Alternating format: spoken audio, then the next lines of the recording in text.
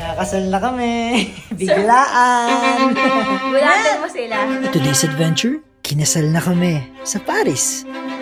Joke lang, nag-DIY prenup photoshoot lang kami dito sa Paris. Do it yourself. Bale, wala talaga kaming hinar na professional photographer dito. Pero alam nyo ang meron kami ngayon? Camera ko, mami ni Jem at ang mami ko. At ginawa nga namin tong challenge. Kaya naman sila maglalaro ng kasal-kasalan.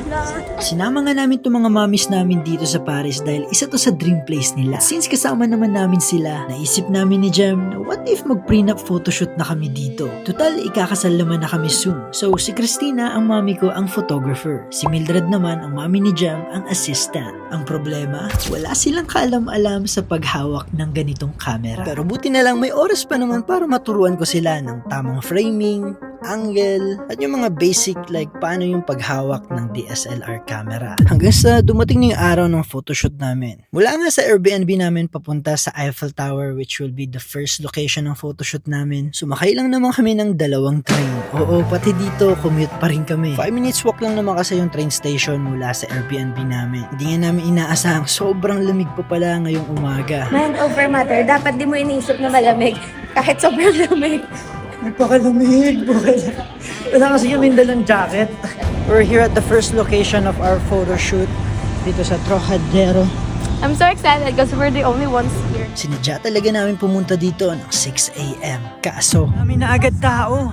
Yesterday, it wasn't like this. anyways, nag-set up na kami. Manginig-ginig pa nga ako dyan dahil sobra talagang lamig. Very hands-on nga pala ako sa pagturo sa mami ko ng mga camera angles na gusto namin ni Jem. Sa una nga kinakabahan ako na baka hindi makuha ni mami yung gusto naming shots. Na baka magmukhang amateur tong gagawin namin. Baka pagsisihan namin na hindi na lang kami kumuha ng professional photographer. Pero hindi eh. Nagulat na lang kami sa nakita namin ni Jem.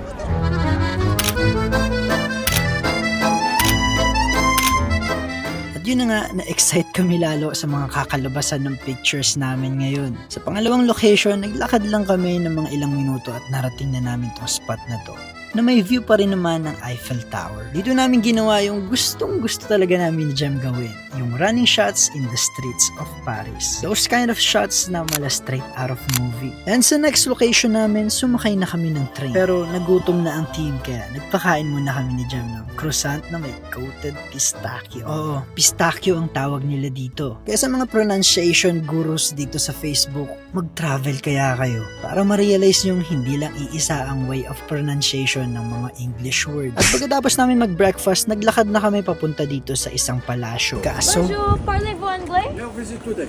No visit today. Tomorrow. dito sana namin gagawin yung mga indoor shots na, alam mo yung mga pangpalasyo talaga. Close sila ngayon. Wala guys, we tried. Change of plans. Ang ganda sana sa loob neto kasi parang royal palace talaga yung dating. Tapos may grand staircase siya. Yeah. Sayang. Pero hindi na namin mapupuntahan, but it's okay. Siguro may event din sila sa loob, kaya no visitors allowed today. Sa iba na lang, it's okay. Okay lang yun. Dahil kalahating oras lang naman na lakad, nakarating na kami sa last location namin, the Louvre. Ito yung museum na kung saan matatagpuan si Mona Lisa. Anyways, gagawa nga pala ako ng series ng mga nagawa namin dito sa bakasyon namin ngayon. Kaya sana subaybayan nyo. So hinanap pa nga namin yung area na usually ginagamit talaga pag photoshoots dito. Love, ito na! So dito, we focused on solemn moments. Overall, sobrang saya ng naging araw namin ngayon. Pagod na nga kami ng time na to at nag-lunch na kami netong sandwich. Dala nga ng pagod, kanin sana ang hanap namin. Kaso wala, puro sandwich pagkain dito. Okay naman, masarap, nakakabusog, pero hindi nakakasatisfy para sa aming mga Filipinong sanay sa rice na halos 3 araw na rin hindi nakakapagkanin. Gets mo ba yung feeling na yun? Anyways, kinagabihan, umisa pa kami. Night photoshoot naman with Eiffel Tower. At the end of the day, sobrang challenging tong ginawa namin.